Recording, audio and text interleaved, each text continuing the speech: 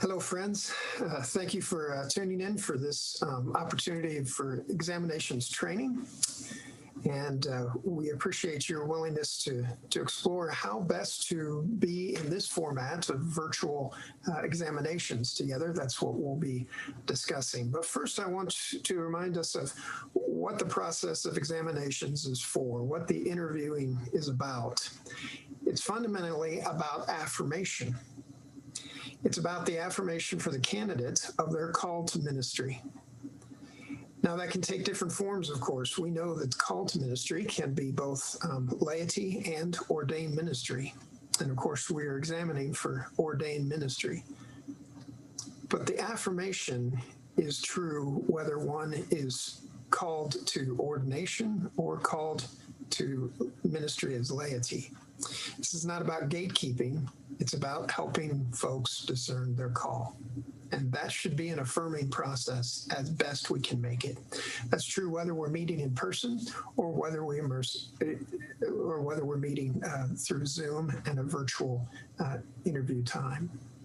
So we are going to be using some PowerPoint slides that are made available to us by the General Board of Higher Education, GBHEM, and they did an opportunity of learning through Christine Barton Burkett, who teaches at Duke. And so I'm going to be sharing her PowerPoint with you as we continue. Note here on this particular painting by Edward Nippers. Don't pronounce the K. Nippers. Look closely at the painting. What we have there as an image is Moses at the burning bush. What's striking is that, we're used to him taking off his sandals because he's going to be on holy ground. Nippers' understanding and interpretation is that he takes off everything, which brings to mind a lot of vulnerability, as Burkett presented in her presentation about the art of virtual interview. Vulnerability is what this depicts, and in a sense that we might have of understanding how candidates feel when they come before us, that they too are vulnerable. And so we need to be our best in helping them in this transition to a different format for interviewing. Hopefully this is a one and done experience for us. This is the image that we might want to think about for how people are feeling as we are in the examination process and a candidate comes before us. So the best practices for an online presence, we're going to be looking at each of these: the Zoom hospitality, video quality, audio quality, and conversation quirks when it comes to online together. Welcome. Welcome has always been an important part of what we do when we have the examination weekend. The welcome typically had a space, right, where people gathered. And there were treats, and there was a lot of snacks, possibly too much snacks. There was coffee, there was water, there was tea making. All those things occurred. Well, how does that still manifest itself in this format?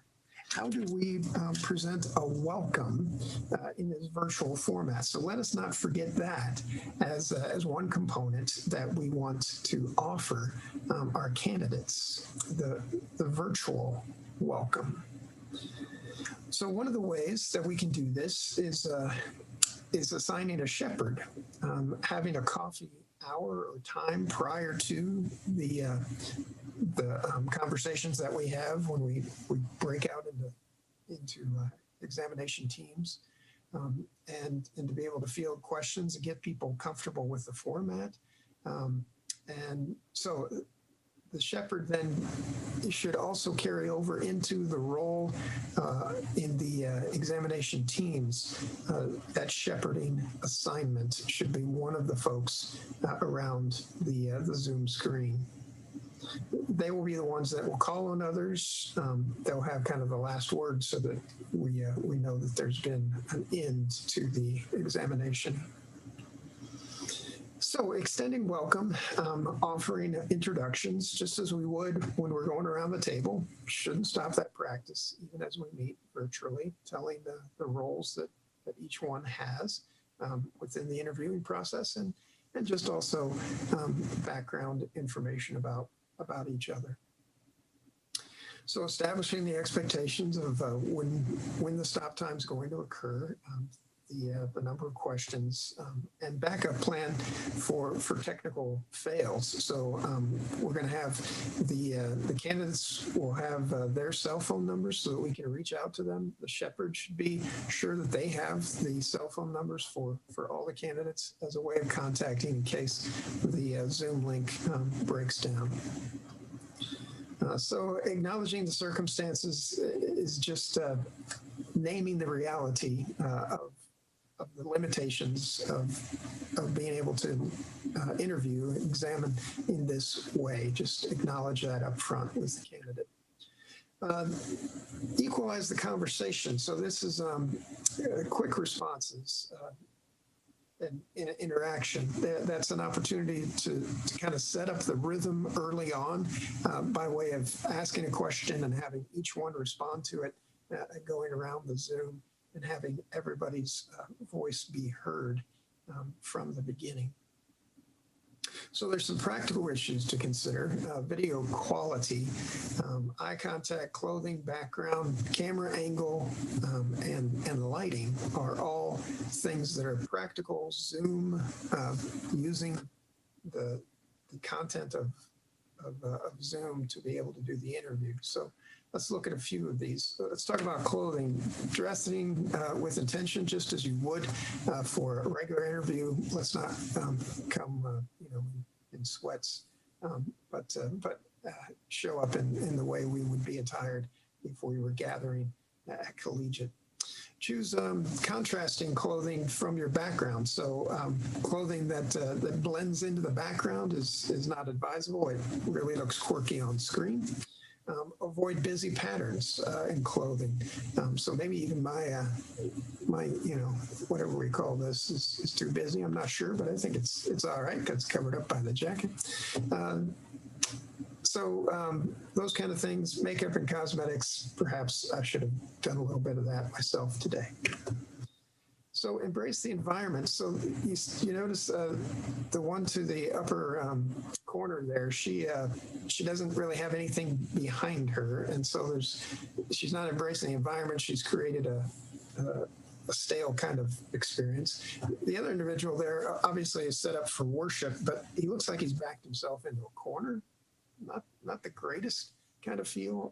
And I realize that's worship, but it's a little busy, and there's just so much going on there with the books and the podium and the altar configuration and the cross and the candles and he's got it all going on. That's a little bit too much. Here's an example that perhaps is to emulate.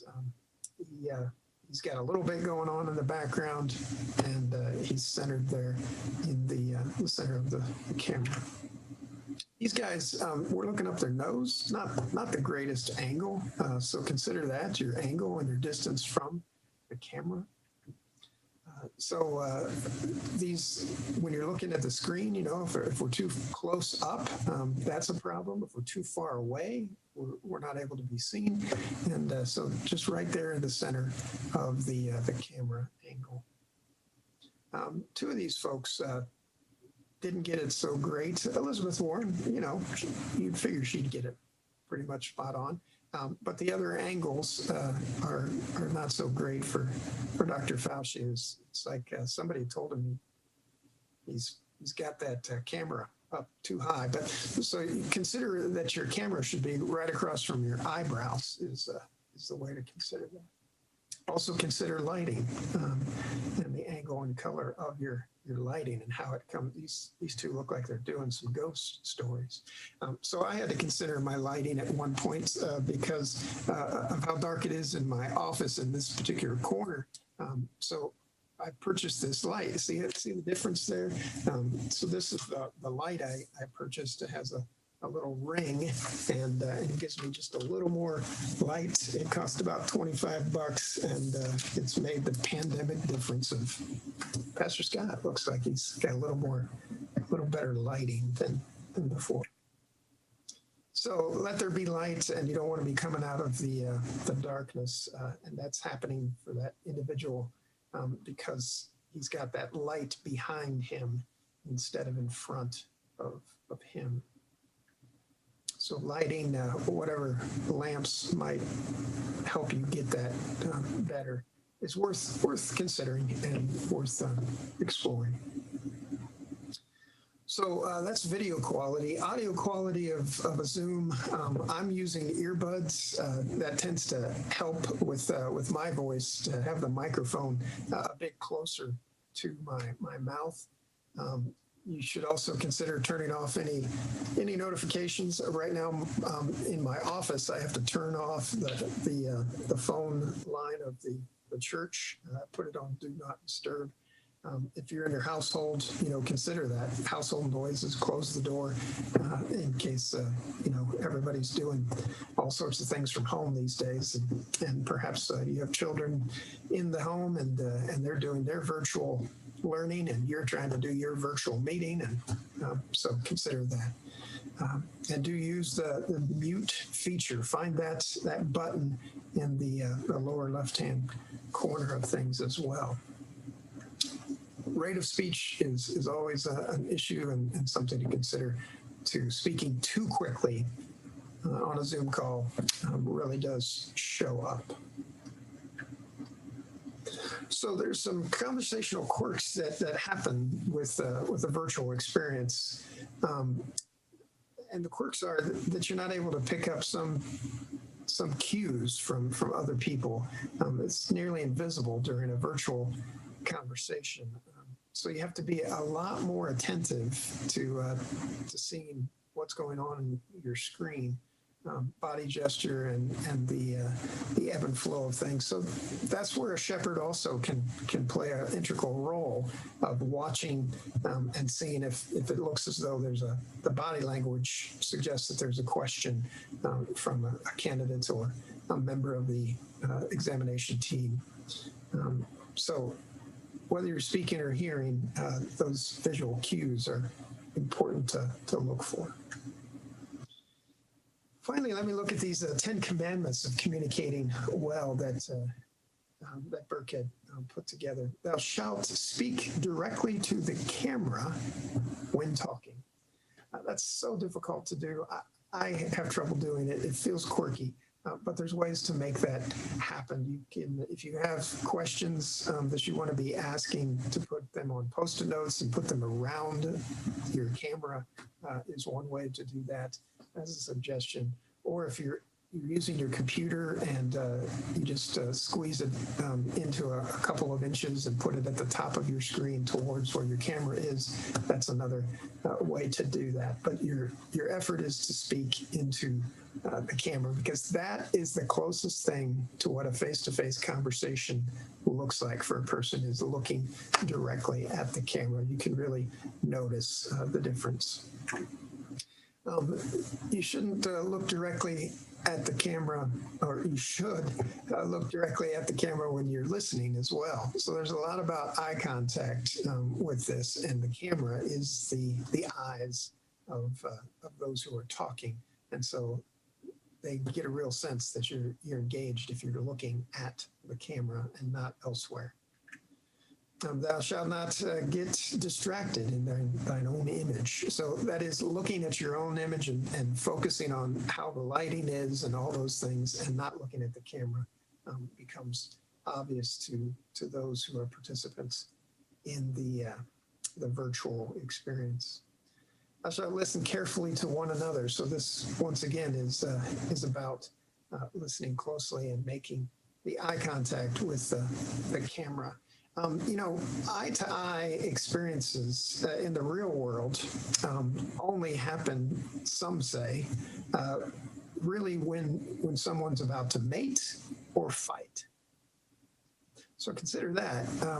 These are the usual only times when you stare into the eyes of another, mating or fighting. And since that is such an intense experience, those two, you can understand why Zoom fatigue pretty much happens after about a half hour to 45 minutes. That's about all we can take, because it feels like we're so engaged because we're focusing in this way.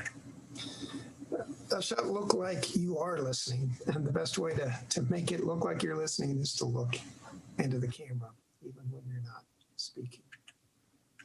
Thou shalt expect and embrace awkward silences. Awkward silences are difficult when we're in person for most of us, even more so on a Zoom experience and a virtual conversation. So expect awkward silences.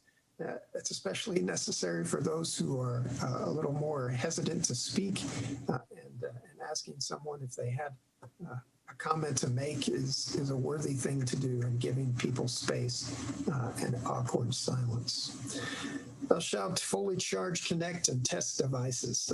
Probably goes without saying, but really want to be actually plugged in and not relying on a battery to keep us going on our computers and our devices. Thou shalt not speaketh while muted.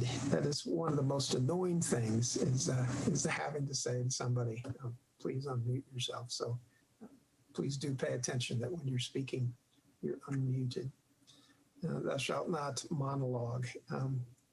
Taking over and speaking as the only one speaking throughout the interview process really is very noticeable, even more so than when we are in person.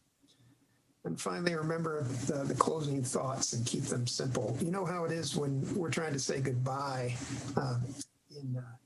in Iowa. It takes forever when you're in person sometimes to get people to actually leave your meetings.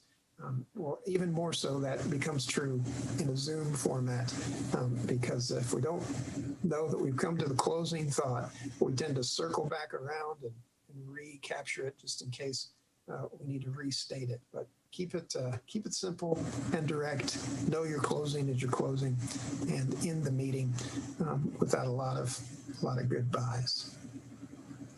So that really is the conclusion of our conversation, and I appreciate the GBHEM's effort to make that available to us and for us. So there are some other concepts that we'll put together in writing as to how we're going to be doing the Zoom meetings. One of the things that we want to ensure is that each team has an opportunity to meet with each other before they meet with the candidate. So there will be an opportunity to do a Zoom virtual training kind of run through once with each of the teams being able to meet and kind of gather in this way to be sure their technology is ready and going, and those who are assigned the role of shepherd will kind of give feedback as to how camera lighting and angle and all that kind of stuff is going on. So we'll do something like that, and then we'll have another one in which you'll have a Zoom meeting in which you'll plan for the candidates and be able to look at what questions are going to be pertinent, and your own experience of reading their writings. So kind of a preface meeting as well. So those two meetings are really going to help us be able to create a flow within the team of being able to work together and assigning who the shepherd is and all those things. So please stay tuned for those emails and those updates as well. It's been good to be with you. I don't know that I said at the beginning, but I am Pastor Scott Keelcover. I serve at Cedar Falls First. God bless. Take care.